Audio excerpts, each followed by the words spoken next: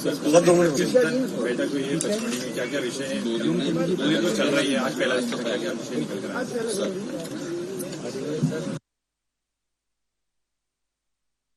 मंत्री शिवराज सिंह जी चौहान की अध्यक्षता में हुई है।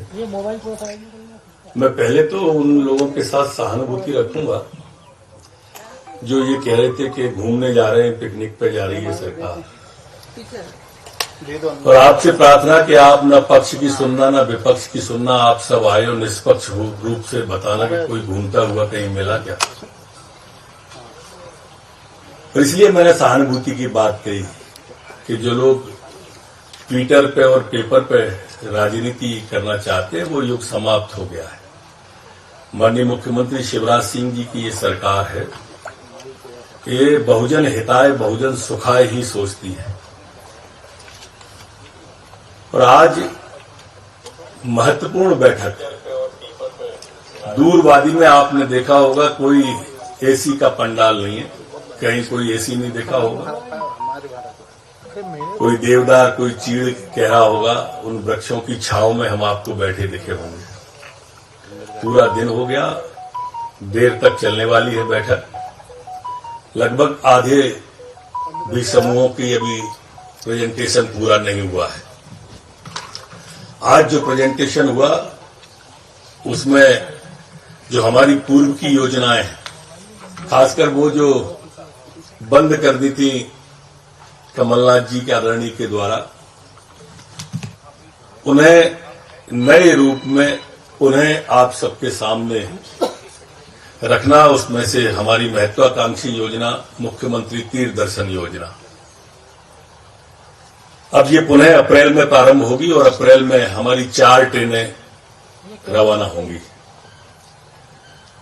पहली ट्रेन में माननीय मुख्यमंत्री जी समेत पूरा मंत्रिमंडल रवाना होगा और काशी विश्वनाथ और कबीर चौरा जो हमारा तीर्थ स्थान है काशी में, और पतित पावनी गंगा मां का स्नान और आशीर्वाद, ये ट्रेन लेके इस योजना का प्रारंभ किया जाएगा। उसके बाद नए स्वरूप में नए सुधारों के साथ भी इसको अब आगे लागू करेंगे। हमारे रेल के साथ साथ बस में भी इस यात्रा को हम प्रारंभ कर सकते हैं, ये विचार भी समूह का आया था। छोटे समूहों को रेल की बोगी आरक्षित करना, इस यात्रा पर भी विचार समूह ने रखा था।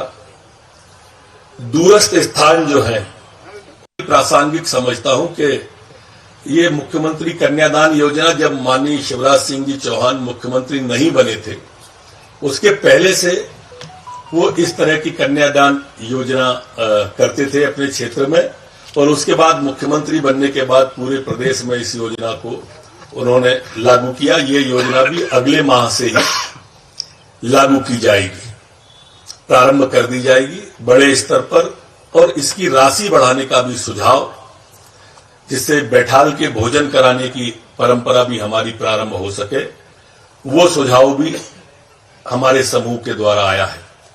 वर्तमान में 2 विभाग इस योजना को संचालित करते हैं।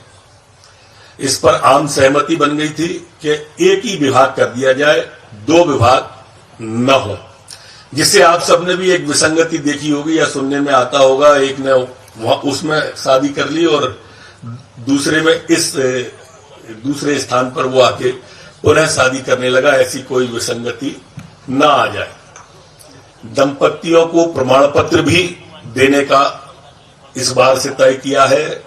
विवाह की राशि के स्थान पर गृहस्थी के उपयोगी सामान जो होते हैं वो अच्छे सामान, क्वालिटी युक्त सामान उनको दिए जाएं, गुणवत्तापूर्ण सामग्री दी जाए, ये सुनिश्चित करने का भी कहा है। और पारदर्शी व्यवस्था, जैसे अभी ई से आया है या जेम के द्वारा आती है, जो नई टेक्निक आई है, उस टेक्निक के द्वारा भी ये सामान गुणवत्तापूर्ण सबके पास पहुंच जाए, और इस पूरे विवाह का, साल भर के विवाह का, कब कब कहां कहां कैसे कैसे होंगे, इसका एक कैलेंडर पूरे साल का ही जारी कर दिया जाए, जिससे कि लोगों को रजिस्ट्रेशन कराने में और स्थान ढूंढने में कोई दिक्कत न आए।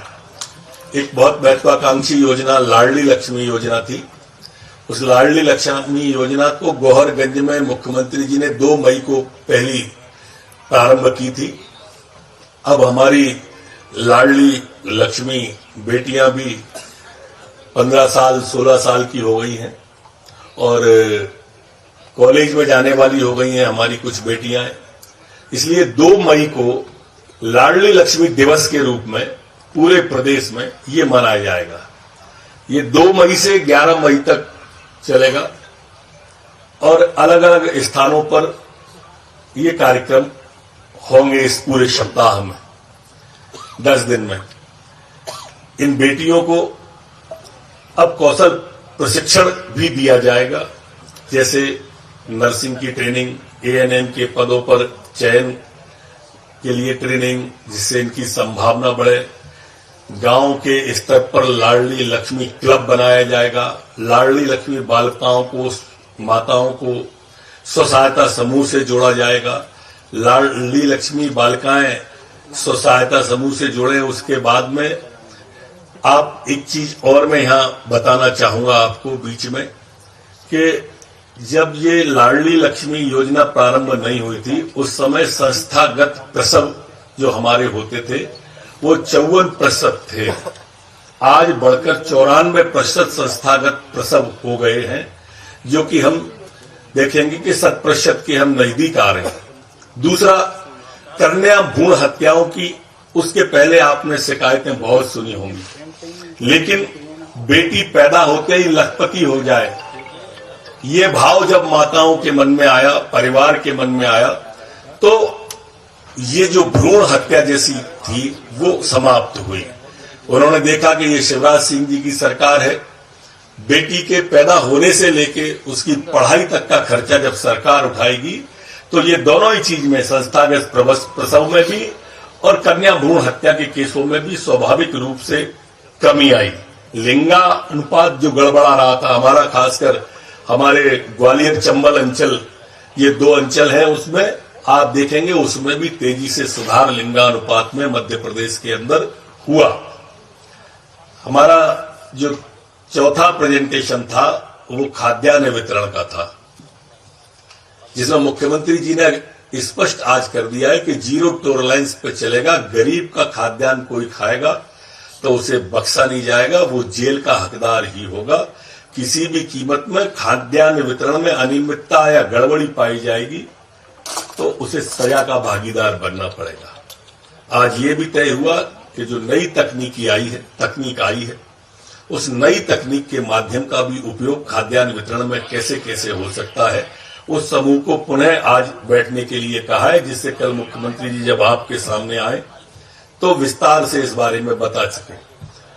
उचित मूल्य की दुकानों को बहुउद्देशीय बनाने का भी आज तय किया है, मतलब उस पर साबुन भी मिल सकता है, बाकी की सामग्री भी मिले, ऐसी उचित मूल्य की दुकान को करने का तय किया है कि वो बहुउद्देशीय दुकानें बन सकें। दुकानों की ठीक से साज संभाल हो, रंगाई पुताई हो। और आप देखेंगे कि उन दुकानों पर जिन पर गरीब राशन लेने आए, उन पर क्या हम मैसेज, उनका मोबाइल है तो मैसेज डाल सकते हैं कि इतनी तारीख से इससे आपका खाद्यान्न बटेगा, खाद्यान्न मिलेगा। जनजाति विकास खंडों में वाहनों से जो वितरण कराया गया है, उनमें भी अब जीपीएस सिस्टम लगाने का तय कर रहे हैं कि उन वाहनों में भी जीपीएस सिस्टम लगाया जाए। और खाद्यान्न वितरण के बारे में भी विस्तार से पुनः आज बैठ करके एक एक पहलू पर विचार होने वाला है। लेकिन ये स्पष्ट संदेश मुख्यमंत्री जी का है कि इसमें कोई भी गड़बड़ी हम बर्दाश्त नहीं करेंगे। सीएम राज्य स्कूल जो एक महत्वाकांक्षी सरकार की नई योजना है, इसके लिए आज स्पष्ट माननीय मुख्यमंत्री जी ने कहा है कि जहां भूखंड नहीं है उपलब्ध, वहां पर कलेक्टर व्यवस्था करें। खरीदना है, एक्वायर करना है, वो करें, लेकिन भूमि उपलब्ध तत्काल कराएं। और सीएम राइज स्कूल को आदर्श स्कूल के रूप में स्थापित करना है, ये तय हुआ है। यह भी तय हुआ है कि जिला स्थान, अनुभाग, ब्लॉक, जहां भी सीएम राइज स्कूल बनेंगे वो उन सबका डिजाइन एक सा होगा और प्रत्येक विद्यालय के नाम के आगे महापुरुषों के नाम को जोड़ा जाएगा। इन स्कूलों के अंदर स्मार्ट क्लास, लैब, खेल का मैदान, लाइब्रेरी, ये सारी व्यवस्था एक ही स्कूल के अंदर होंगी। पास के गांव से भी प्राइवेट बसें बच्चों को लेके आएंगी और हमारे गरीब का बच्चा भी उच्च शिक्षा ग्रहण कर सके, उच्चतम मापदंडों की शिक्षा ग्रहण कर सके, ये इसमें रखा गया है। स्कूल के जो शिक्षा नीति है उसके प्रावधान लागू करेंगे। इस स्कूल के शिक्षकों को अन्य शासकीय कार्य में नहीं लगाया जाएगा। स्कूलों के परफॉर्मेंस का हर साल ऑडिट होगा और उस ऑडिट के आधार पर शिक्षकों की भी गुणवत्ता इसके अंदर जांची जाएगी और पढ़ाई की गुणवत्ता भी जांची जाएगी। कौशल संवर्धन से संबंधित कोर्स भी इन स्कूलों में संचालित किए जाएंगे। खेल शिक्षक आवश्यक रूप से इन सभी स्कूलों में रखे जाएंगे। स्वास्थ्य विभाग के बारे में भी हमारे मंत्रियों के समूह ने अपनी विषय को रखा। इसमें हमारे मेडिकल कॉलेजों से संबंधित अस्पताल जो हैं, जिला अस्पताल, उसमें उनको सुपर स्पेशलिटी अस्पतालों में विकसित किया जाएगा। सिविल और जिला चिकित्सालयों का बेहतर संचालन सुनिश्चित किया जाएगा। स्टाफ और अन्य संसाधनों की कमी न आए, इस विषय पर भी विस्तार से आज बात हुई है।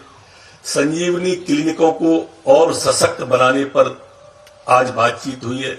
जैसा आप सब जानते हैं, माननीय प्रधानमंत्री जी का भी और मुख्यमंत्री जी की भी जो स्वेच्छानुदान की राशि है, वो स्वेच्छानुदान की राशि तर्कसंगत रूप से गांव गरीब किसान तक पहुंच सके।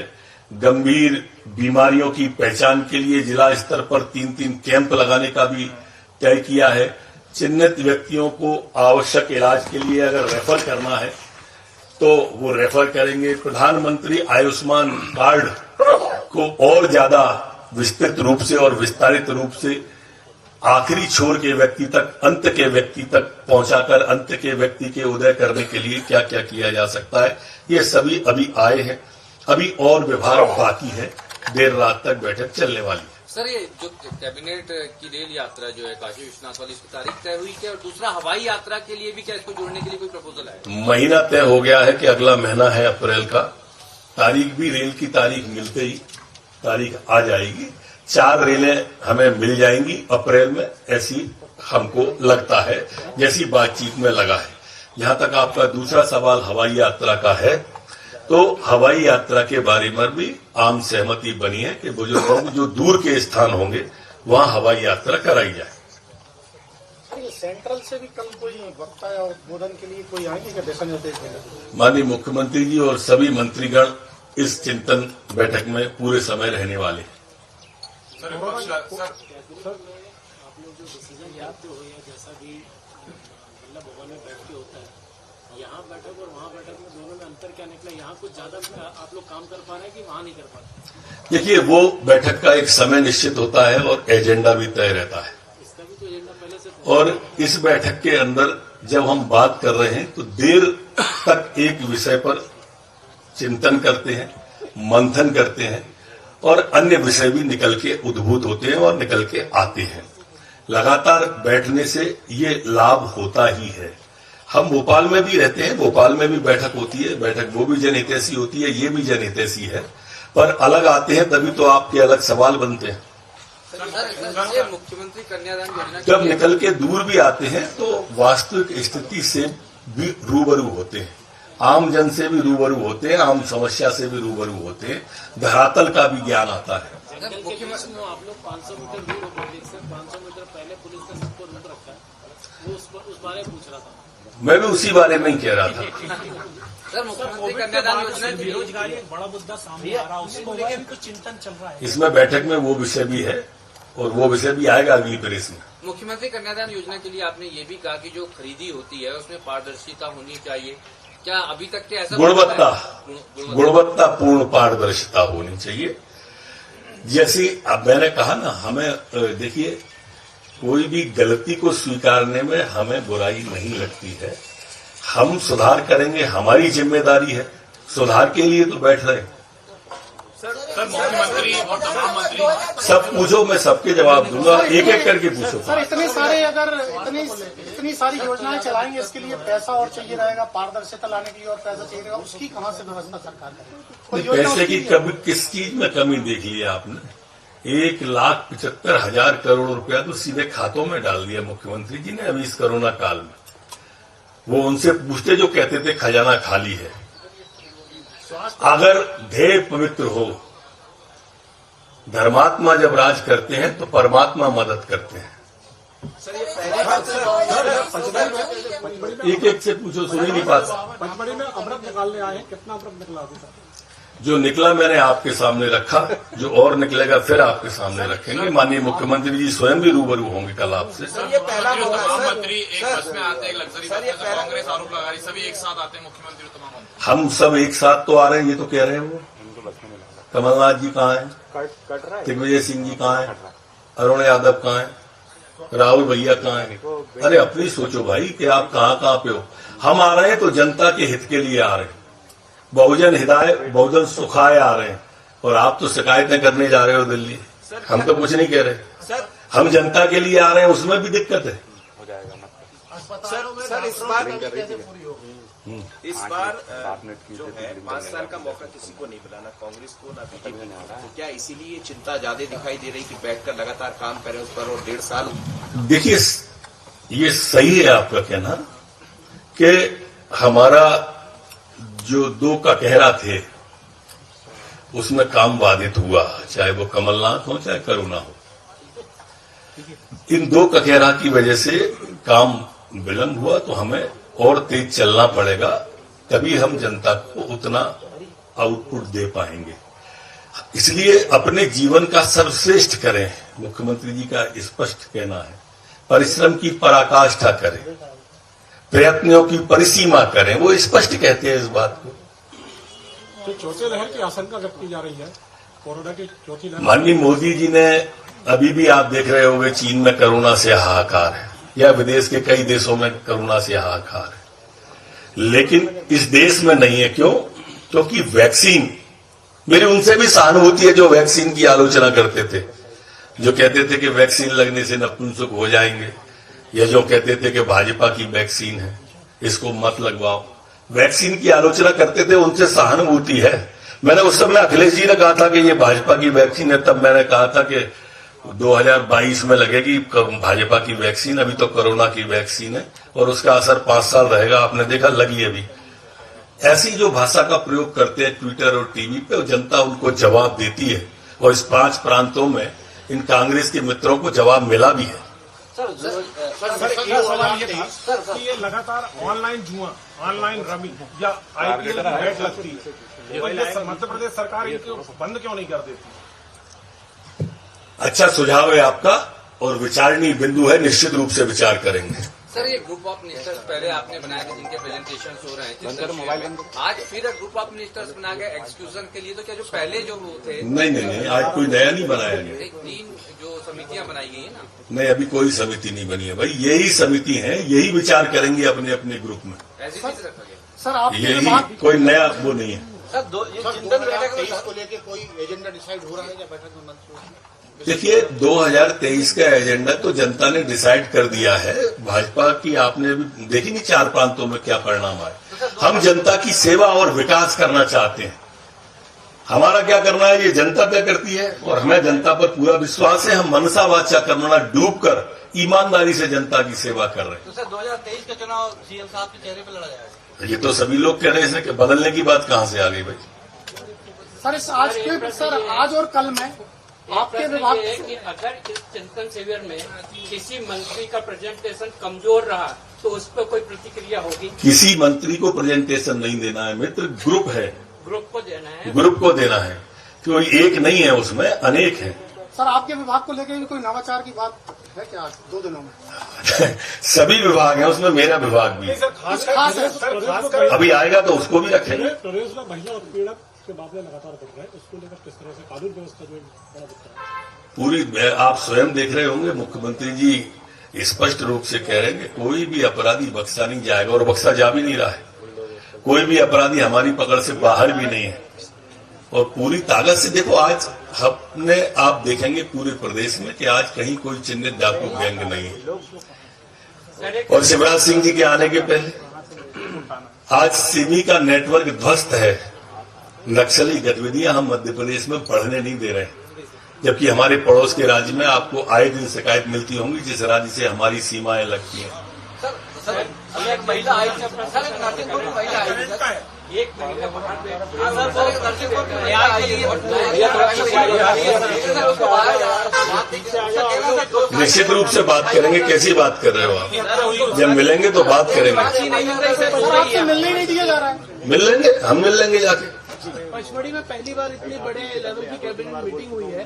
पचमढ़ी के लिए क्या कोई विशेष पैकेज इस बार?